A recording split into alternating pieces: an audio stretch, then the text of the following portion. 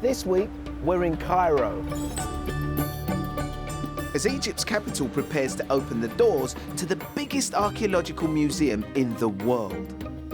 It's fit for a king. And we go behind the scenes as scientists attempt a delicate operation to restore a priceless discovery back to its former glory.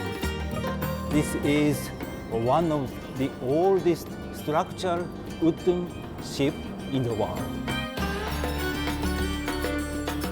Plus, we hear about one man's incredible solo journey across an uncharted mountain range.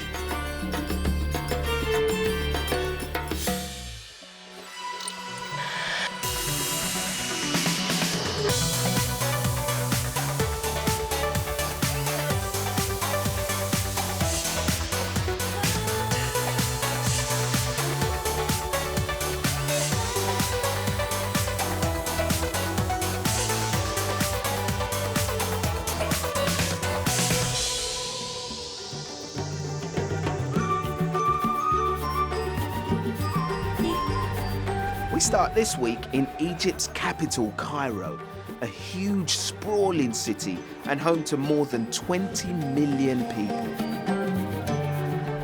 But the traffic here in Cairo is just another level. Cars everywhere, and the sounds from the horns beeping is just nuts.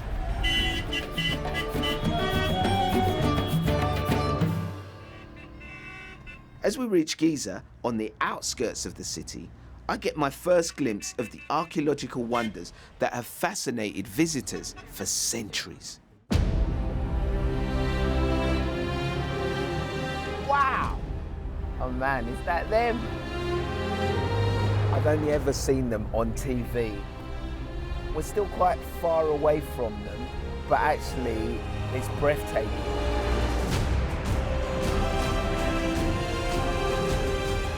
The ancient Egyptians built these pyramids as elaborate tombs for their rulers or pharaohs, some 4,500 years ago. They've become the calling card of Egypt's tourism. And the oldest, the Great Pyramid of Khufu, stands at nearly 150 meters and is the largest stone monument anywhere on Earth. Wow, that is awesome. Seeing them in real life is so cool.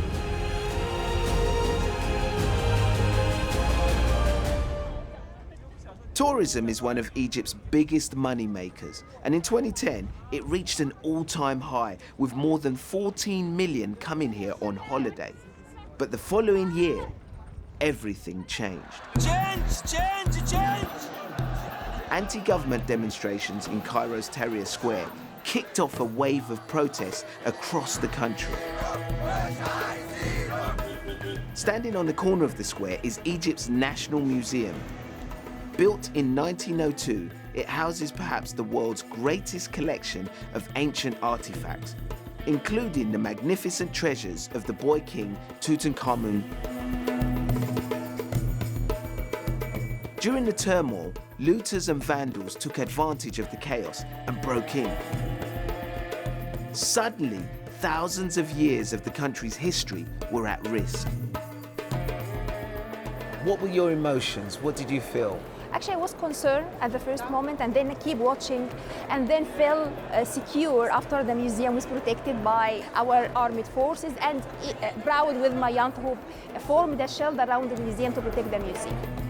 Thieves damaged the building and stole more than 50 priceless artifacts. Following the looting, a number of stolen antiquities ended up for sale online or at auction. The Egyptian authorities managed to track them down, and now most of the stolen treasures, like this limestone statue, have been recovered. Well, we are in front of the statue of King Akhenaten, one of the objects that's stolen during the revolution here in Egypt, and we are so lucky to get it back here to the museum by the help of the security forces in Egypt. Was it damaged at all? No, it's not damaged, and as it is, as we found, and as we regain it, it's as it is, so it's not damaged. Cramped, dusty and overflowing, the museum holds a special place in the nation's heart. But the break-in exposed its outdated and weak security and highlighted what was already known: the need to better safeguard the nation's unique treasures.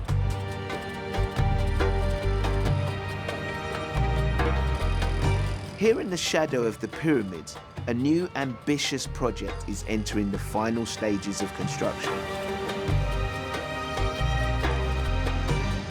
Due to open later this year, the Grand Egyptian Museum will be equipped to take the country's ancient treasures way into the future. When completed, it will be the biggest archaeological museum in the world. This place is absolutely enormous. The footprint is 500,000 square meters. There are over 3,000 laborers working here 24/7, and it cost over $1 billion to construct. Now, this is the main atrium, it's the entrance, and when you arrive, you'll be greeted by this imposing statue of Ramses II, one of the greatest Egyptian pharaohs, and I think even he would have been impressed by the scale of this place. It's fit for a king. Now, this state-of-the-art monument will be the new home for Tutankhamun's treasures. And for the first time, over 5,000 objects discovered in the boy king's tomb will be on display to the public. But now they'll be better protected by modern security, shedding new light on the lives of the ancient Egyptians. So tell me about this piece here. This is one of my favorite pieces. It's one of the chariots of King Tutankhamun. So we are pretty much looking at a 3,500-year-old artifact, but in perfect condition, intact, as it was. If we consider the 3,500 years, Yeah. it's in a perfect condition. Restorers in these specially built labs are using the most advanced technology in the world to prepare the artifacts for display. It is very convenient now that we can use modern X-raying. We can determine the composition of the materials that were used, the original colors, the nature of the gilding.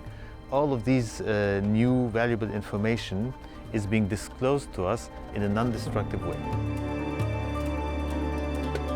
More than 2/3 of the objects from Tutankhamun's tomb have been hidden away in boxes since their discovery by Howard Carter almost 100 years ago.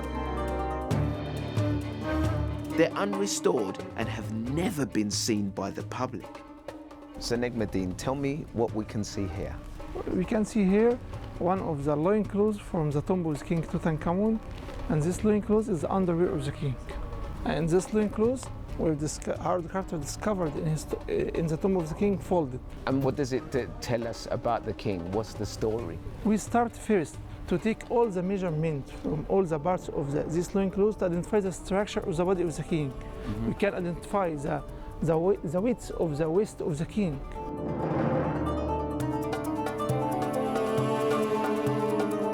Tourism here has really suffered over recent years, not just because of political unrest, but also through acts of terrorism. With assurances of increased security, it's hoped that this new centre, dedicated to Egypt's unique history, will finally help to encourage tourists to come back.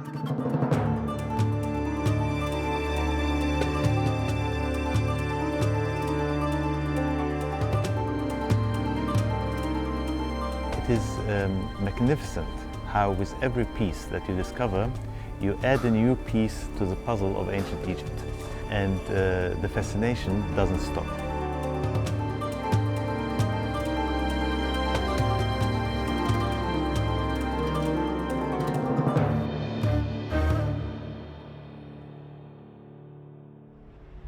And if you're thinking of coming here anytime soon, here's the travel show tips for what to know before you go.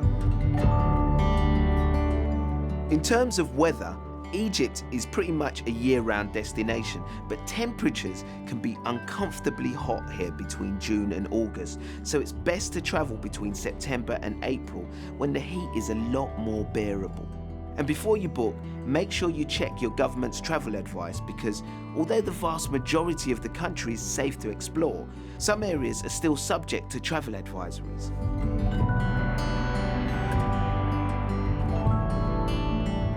Sharm el-Sheikh is still one of those areas, but if you're a beach or dive fan, then check out other resorts like Hurghada or El Gouna instead. Flights to these areas have increased, and you'll still find plenty to keep you occupied there.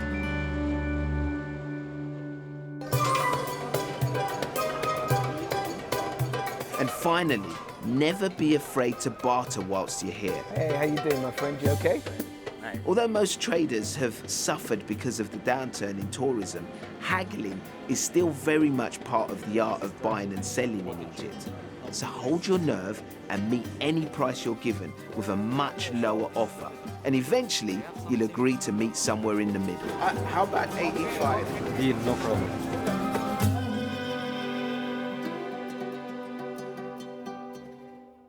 Still to come on the travel show. We discover how a passion for hiking led to one man's incredible journey into the unknown. And I'll be joining a team of experts as they battle to retrieve a 5,000-year-old piece of history from underground. So stay with us for that.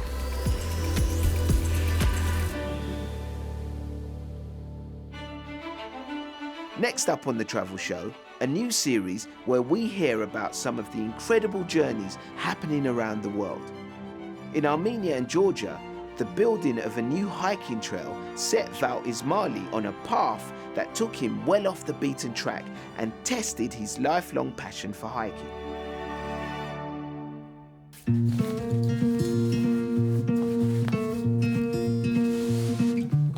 I just really love the act of walking itself and what comes with it.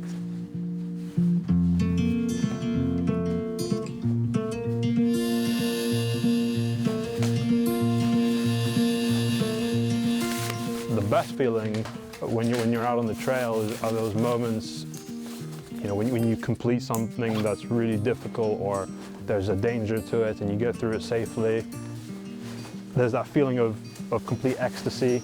That moment of immersion is, for me, the reason why I go hiking.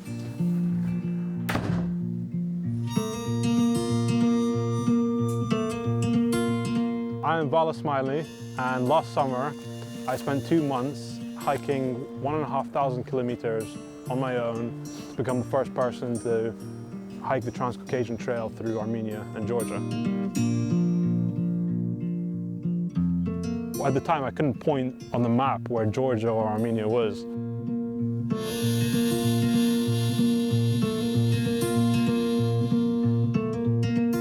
The Transcaucasian Trail is a young project to build 3,000 kilometers network of new purpose-built hiking trail in the Caucasus, which is on the border of Europe and Asia.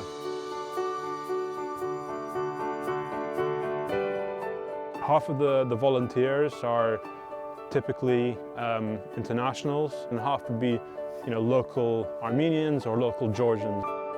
It's going to go into the future, you know, next 10 years to finish. And in the Caucasus, there's a massive range of ecosystems. Up north, you've got these massive alpine mountains similar to the Alps, you know, 5,000 plus meters. But down kind of to the middle and to the south is pretty much everything else you can imagine. And you can walk for days and not see people, not see buildings, and be completely alone.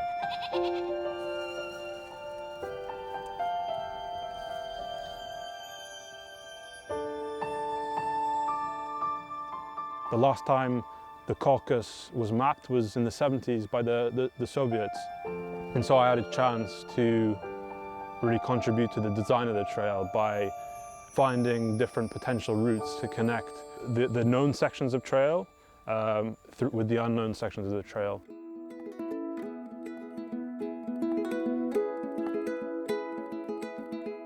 I was hiking by myself for 8 weeks. And there are no hostels along the way. There are no places you'll meet other travelers. Solitude sometimes makes it really difficult to just carry on. And at that point, when I was struggling the most, shepherds would be living up in the mountains. They don't have very much, but they'd see me walking in the mountains by myself. And I'd, from the distance, 1 kilometer, 2 kilometers away, they'd scream at me and encourage me to come in and offer me food and bed to sleep for the night. And when I'd leave, they'd almost give me a care package of food. And one of the most common things were jars of jam, believe it or not. And they were amazing fuel for the mountains. One of the best things is that the infrastructure is coming in to those countries. We're building a trail. The first map since the 70s for Armenia was produced this summer and is now on sale in Armenia, so locals are using it. And I think that's a massive benefit to the country itself. Being able to contribute in that way, it was really cool.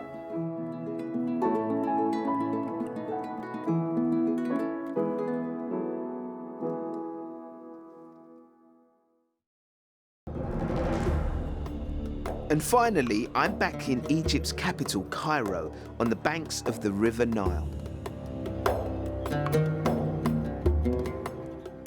Today, 95% of Egyptians live along the Nile.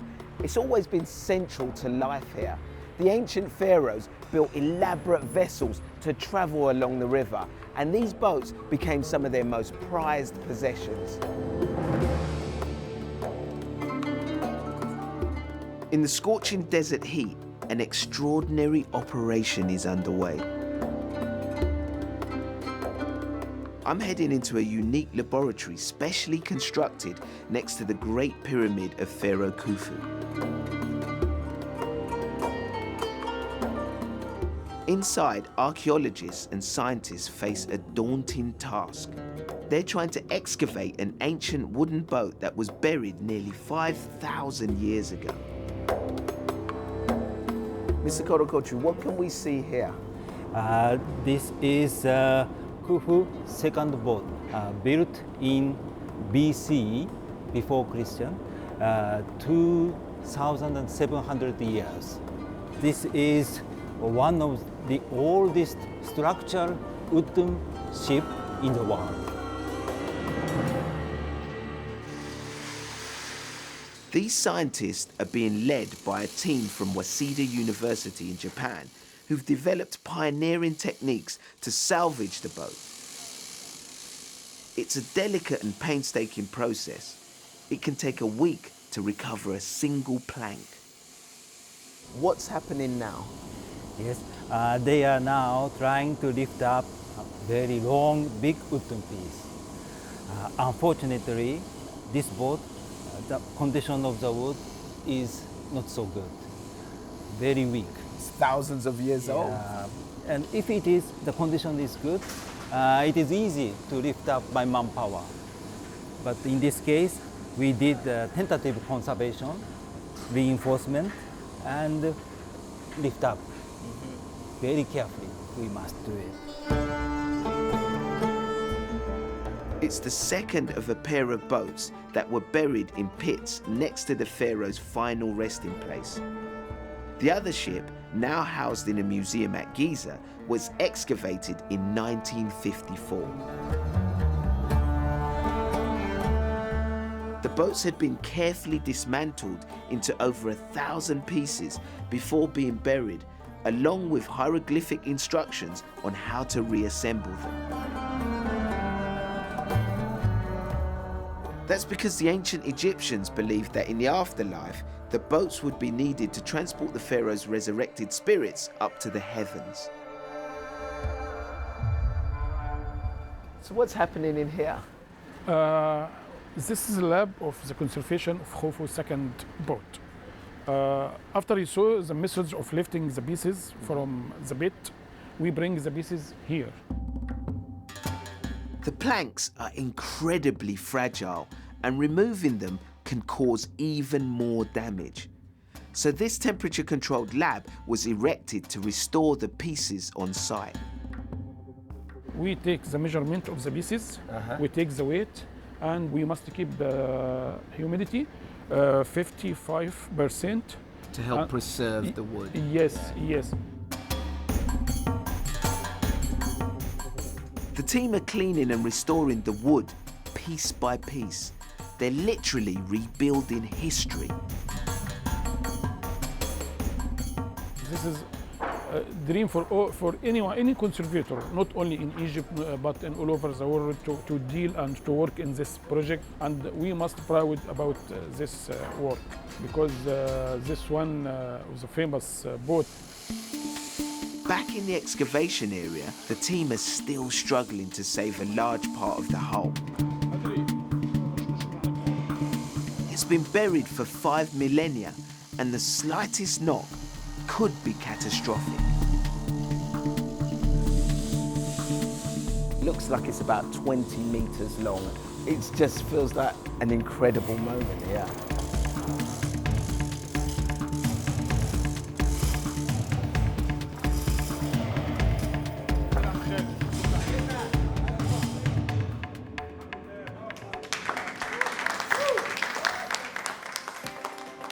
How exciting. It's a little bit of history.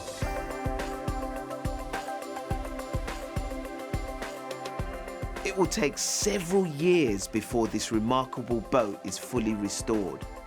But when it's finished, it will go on display with its sister ship in the new Grand Egyptian Museum.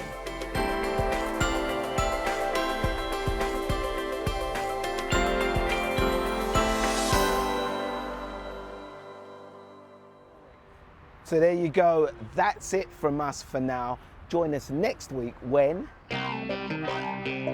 Henry heads to Alice Springs in Australia to find out how mountain bikes are helping to revive this iconic outback town that's slowly been slipping off the tourist map.